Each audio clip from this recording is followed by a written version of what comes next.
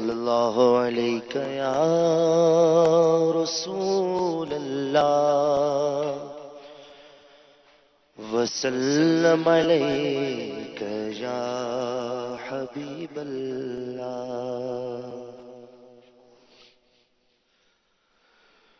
گناہگاروں کو ہاتف سے نویدے خوشمعالی ہے، گناہگاروں کو ہاتف سے نویدے خوشمعالی ہے، گناہگاروں کو ہاتف سے نویدے خوشمعالی ہے، مبارک ہو شفاعت کے لیے احمد سوالی ہے، مبارک ہو شفاعت کے لیے احمد سوالی ہے، مبارک۔ کیا کہنا چاہ رہے ہیں اس شعر میں اعلیٰ حضرت رحمۃ اللہ تعالی علیہ؟ گناہگاروں کو مبارک ہو، ان کو خوشخبری ہو، خوشخبری خوشمعالی ہے کہ خوشخبری ہے، خوشخبری ہے کہ سرکار صلی اللہ تعالی علیہ وسلم ان کی شفاعت کے لیے میری آقا صلی اللہ تعالی علیہ وسلم فرماتے میری شفاعت میرے ان گناہگار امتیوں کے لیے ہے جن کو ان کے گناہوں نے ہلاک کر دیا۔ اللہ ہائے ہائے ہائے۔ گناہگاروں کو ہاتف سے نویدے خوشمعالی ہے، مبارک ہو شفاعت کے لیے احمد سوالی ہے، مبارک ہو شفاعت کے لیے احمد سوالی ہے، مبارک ہو شفاعت کے احمد سوالی ہے، تیرا قد مبارک گلبن رحمت کی ڈالی ہے، تیرا قد مبارک گلبن رحمت کی ڈالی ہے، اسے بو کر تیرے رب نے بنا رحمت کی ڈالی ہے، اسے بو کر تیرے رب نے بنا رحمت کی ڈالی ہے، مبارک ہو شفاعت کے لیے احمد سوالی ہے، تیرا قد مبارک گلبن رحمت کی ڈالی ہے، تیرا قد مبارک گلبن رحمت کی ڈالی ہے، اسے بو کر تیرے رب نے بنا رحمت کی ڈالی ہے، اسے بو کر تیرے رب نے بنا رحمت کی ڈالی ہے، اسے بو کر تیرے رب نے بنا رحمت کی ڈالی ہے، میں ایک محتاج بے وقت گدا تیرے سگے در کا، میں ایک محتاج بے وقت گدا تیرے سگے در کا، میں ایک محتاج بے وقت گدا تیرے سگے در کا، تیری سرکار والا ہے تیرا دربار عالی ہے، تیری سرکار والا ہے تیرا دربار عالی ہے۔ رحمت اللہ تعالیٰ علیہ کی شاعری میں اتنی خوبصورت سی بات ہے پہلے مصرے اور دوسرے مصرے کو آپ اگر آپ دیکھیں، تقابل جس کو ہم کہتے ہیں، پہلا مصرع عاجزی انکساری کی اپنی ایک مثال پیش کر رہا ہے، اور دوسرا مصرع ترقی، بلندی اور عظمتوں کی ایک مثال پیش کر رہا ہے. یعنی ایک طرف میں اتنی اپنی عاجزی انکساری اپنی بیان کریں اعلیٰ حضرت رحمت اللہ تعالی علیہ، کیا فرما رہے ہیں اعلیٰ حضرت؟ میں ایک محتاج بے وقت گدا تیرے سگے در کا. ایک طرف اپنی کتنی عاجزی، میں ایک محتاج بے وقت، کسی کو وقت ہی نہیں ہے، گدا تیرے سگے در کا. یہ ہے اپنی اعلیٰ حضرت نے بیان کی. لیکن اب جس کی بارگاہ میں عرض کر رہے ہیں نا، ان کی شان بیان کر رہے ہیں نا، کیا اس مقام کا میں یہ ہوں. اب میں تو یہ کہہ رہا ہوں، جس مقام کا یہ بیان کر رہے ہیں، اس مقام پر جو یہ مقام جو ہے نا، جو اعلیٰ حضرت نے لکھا، یہ بھی بہت بڑا مقام ہوتا ہے. جو آ جائے یار. میں ایک محتاج بے وقت گدا تیرے سگے در کا، تیری سرکار والا ہے، تیرا دربار عالی ہے. صفا رضا خان صاحب کا شعر یاد آ رہا ہے، یہ دل، یہ جگر، یہ آنکھیں، یہ سر ہیں، جہاں چاہو رکھو قدم غوث اعظم. یعنی غوث اعظم رحمت اللہ تعالی علیہ کے قدم کتنا اونچا ہے. یہ بھی اتنی بڑی ولایت کے منصب پر فائز ہیں مفتی اعظم ہند، کہ ان کا دل، ان کا جگر، ان کی آنکھیں، ان کا سر ہے، کہ جس کے لیے پیش کر رہے ہیں کہ یا غوث پاک جہاں چاہو رکھو قدم غوث اعظم. اور ہماری تو اوقات ہی نہیں ہے نا، ہم تو ان کے قدموں کے نیچے بھی آ جائیں تو ہمارے لیے بیڑا پار ہے.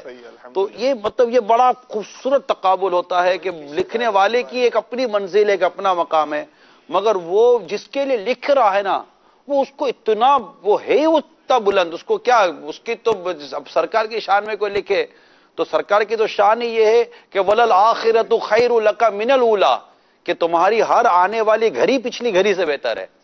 تو ان کی تو مقام و مرتبے کی شان ہی کچھ اور ہے، اور لکھنے والے کی تو بات ہی کچھ اور ہے. اور لکھا جائے بارگاہ رسالت میں تو قلم تو ہے نا، قلم نیچے نہیں جاتا نا. اگر سرکار کی شان میں کوئی لکھ رہا ہے اور صحیح لکھ رہا ہے، عاشق لکھ رہا ہے، تو قلم نیچے نہیں جائے گا، قلم اوپر چڑھتا چلا جاتا ہے. میں ایک محتاج بے وقت گدا تیرے سگے در کا، تیری سرکار والا ہے، تیرا دربار عالی ہے، تیری سرکار والا ہے، تیرا دربار عالی ہے. اللہ کریم ہمیں مدینہ دکھائے. حاجی شبیر رابی ماشاءاللہ حاضری ہوئی، جن جن کی حاضریاں ہوئی ہیں پچھلے دنوں، حاجی اپنے اطہر بھائی کی حاضری ہوئی، ابھی ماشاءاللہ مدینہ شریف سے ہو کر آئے ہمارے محمود بھائی بھی. یعنی اللہ ہمیں مدینہ دکھائے. آقا کے در دولت کے باہر جب ہم بیٹھتے ہیں نا، یعنی دروازہ مبارک کے باہر، باب جبریل کے باہر، قدمین شریفین میں جب ہم بیٹھتے ہیں، وہ مقام جب ہم بیٹھے نا، اس مقام پر بیٹھنے کی جو لذت اور جو لطف اور جو اس وقت جو ایک اپنے اندر ایک وہ محسوس کر رہا ہے کہ میں پہنچ کا گیا ہوں.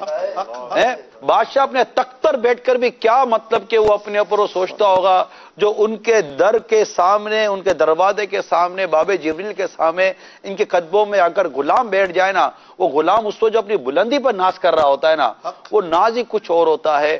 تو یہ جو ہے نا در سا گدا، یہ اتنا عظیم تقاو ہے کہ آقا کی شان، آقا کا مرتبہ، کہ مطلب اونچی میں اونچی کچھ اسی پاک در کی ہے یار. تو یہ تو دربار کی بات ہو رہی ہے نا، شہر کی مثال نہیں ہے. شہر کی مثال ہے. ہاں، شرم سیاہ سے، شرم سیاہ سے نہیں سامنے جایا جاتا. اللہ اللہ، یہ بھی کیا کم ہے تیرے شہر میں آئے ہوئے گئے، یہ بھی کیا کم ہے، یہ بھی کیا کم ہے تیرے شہر میں آئے ہوئے گئے. گناہوں سے شرمندہ اتنے ہیں کہ آپ کے سامنے آیا نہیں جاتا. گناہوں میں اتنے شرمندہ ہے کہ آپ کے سامنے کیسے آئیں گے؟ یہ بھی کیا کم ہے جو تیرے شہر میں آئے ہوئے ہیں۔ ارے واہ! اف بے حیائیا یہ مور تیرے حضور، ہاں تو کریم ہے، تیری خوتر گزر کی ہے، میں ایک محتاج بے وقت گدا، تیرے سگے در کا تیری سرکار والا ہے، تیرا دربار عالی ہے، تیری سرکار والا ہے، تیرا دربار عالی ہے، تمہاری شرم سے شان جلالے حق ٹپکتی ہے، تمہاری شرم سے شان جلالے حق ٹپکتی ہے، ہمیں گردن ہلا لے آسمان ذوالجلالی ہے، ہمیں گردن ہلا لے آسمان ذوالجلالی ہے، اور قضا حق ہے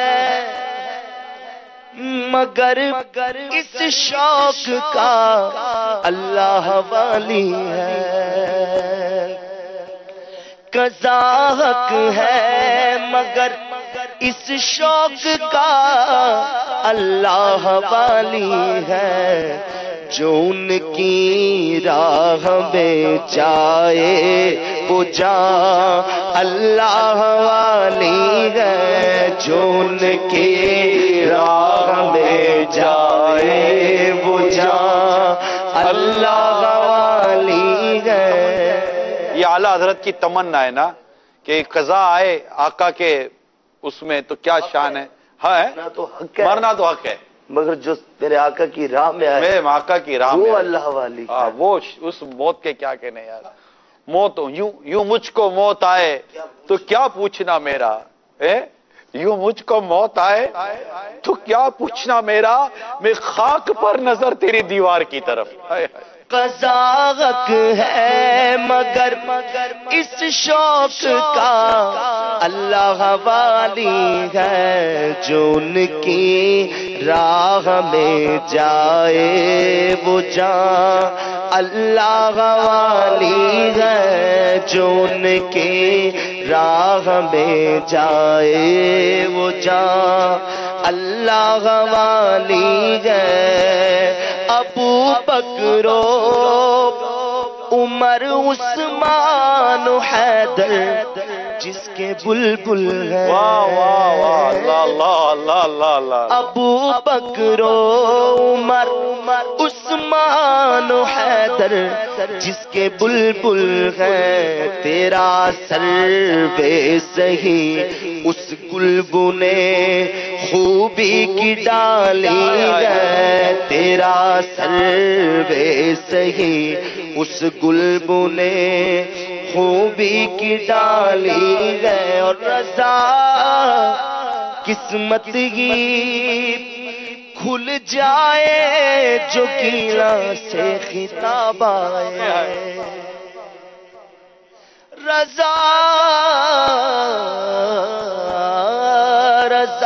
قسمت ہی کھل جائے جو گیلا سے خطاب آئے، کہ تو اد نہ سکے درگاہ خدا میں معالی ہے، کہ تو اد نہ سکے درگاہ خدا میں معالی ہے۔ آپ گیلان سے